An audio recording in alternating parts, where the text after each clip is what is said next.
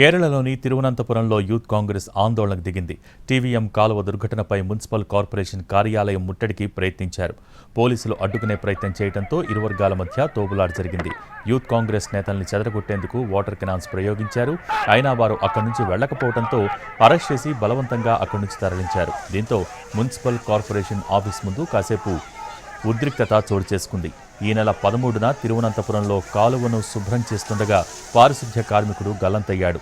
కార్మికుడి కుటుంబానికి న్యాయం చేయాలంటూ యూత్ కాంగ్రెస్ ఆధ్వర్యంలో ఆందోళన చేశారు.